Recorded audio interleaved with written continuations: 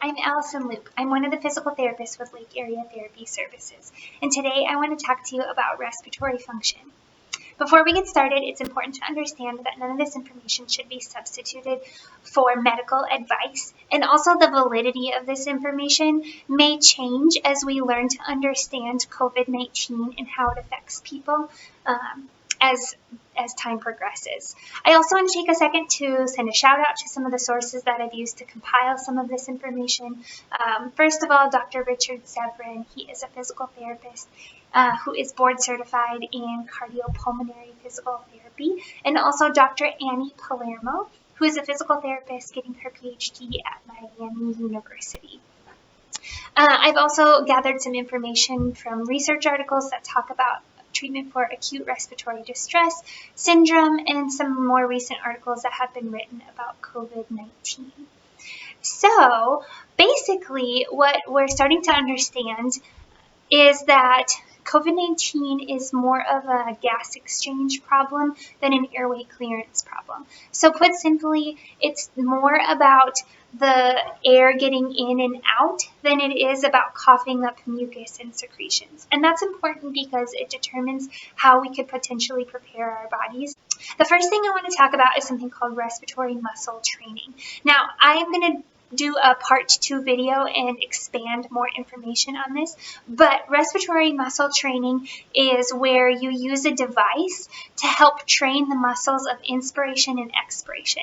Now, they're finding that it's really beneficial to help train the muscles of inspiration to help them be stronger in the event that you get COVID-19. If you've ever been hospitalized for pneumonia or surgery, maybe you've been given one of those devices that you blow into or suck air in to try to get the little pinball as high as you can, or maybe it's been a little fancier, maybe it gave you an actual electronic reading. But you don't need one of those fancy devices to do respiratory muscle training. In fact, I don't want you to go out and order anything on Amazon because we should be leaving those devices for people who are hospitalized and for medical facilities that are in need of those devices. But what you can use is a simple straw at home. So I'll go into more detail on what this exercise looks like in part 2. The second thing that I want to talk about is something called prone positioning. Prone is a fancy word for laying face down or laying on your stomach. The reason that research suggests prone positioning is beneficial in COVID-19 is that in the face down or prone position, the alveoli or the little pockets inside your lungs where gas exchange happens are in a better position to transport oxygen to the bloodstream. Simply put, there's a lot more physiology behind it, but that is the simple definition of it. So you could do something as simple as laying flat on your belly.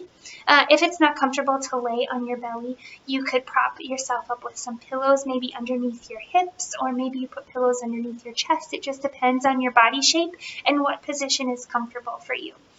If it's not comfortable to lay on your stomach at all, or maybe you can't lay on your stomach because of pregnancy or abdominal pain or something like that, there are some other positions that you can try as well. Come onto a hands and knees position, and then you reach your arms out in front like this.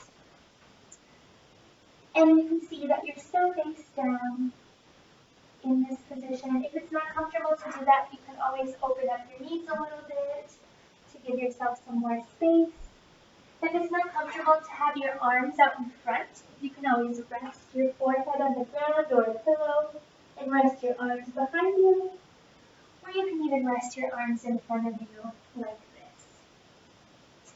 If that's not comfortable, or if you want to try something different, there's also an option for using an exercise ball. So same concept, you could use an exercise ball, a chair, or the edge of your couch. You could drape your arms over like this. So you're more of in a kind of a half prone position here. Or you could come up onto your knees and lay over the ball like this. A lot of the research about prone positioning is geared more towards the acute care setting. So the parameters suggesting prone positioning kind of vary from a few minutes to up to 4 to 20 hours. Now, I don't want you laying in that position for a super long period of time, but if you're at home and you potentially have symptoms and you're having some mild difficulty breathing, or you feel like your oxygen levels are low, it might be helpful to try some of those positions. If they're not comfortable, or if you have pain in your back or other joints, it's not something you need to push yourself into. You need to listen to your body and do its best. And of course, if you're having more than mild difficulty breathing, so if you're having moderate to severe difficulty breathing, or your oxygen levels are really low, then it's important that you get yourself to a hospital or contact your medical provider. This is also a great time to talk about the importance of having something at home like an oximeter that you can track your oxygen saturation levels. The next thing I want to talk about is exercise. Now, exercise is good for pretty much everything. So when you exercise, your lung volume fluctuates from breath to breath, and this helps to get things moving. If you do have any mucus or congestion, it can help to break some of that up.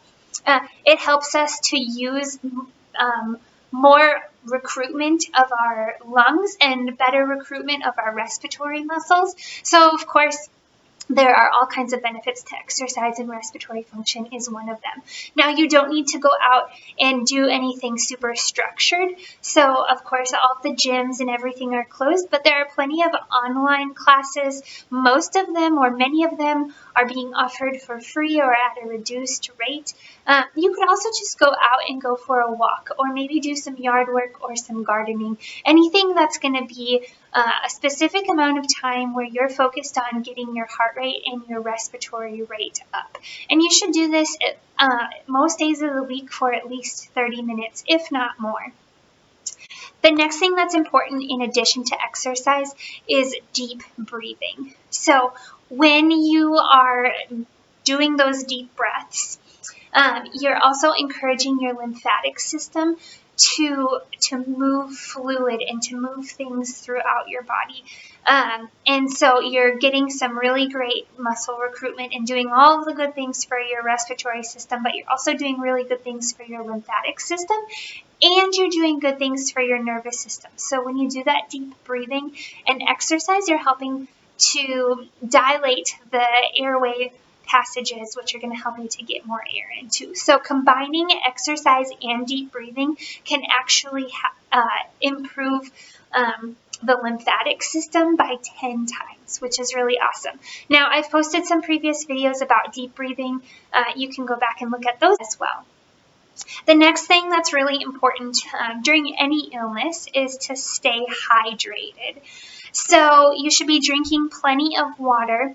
There are a lot of different thoughts on guidelines for fluid intake, but the most important thing is that you should try to be drinking just plain old water. Try not to mix anything into it if you don't need to. Try not to drink super sugary drinks or things that are high in sugar substitutes or carbonated beverages, because those are going to tax your system and be hard on other body systems, including your urinary system. So hydrate, hydrate, hydrate with just plain old water.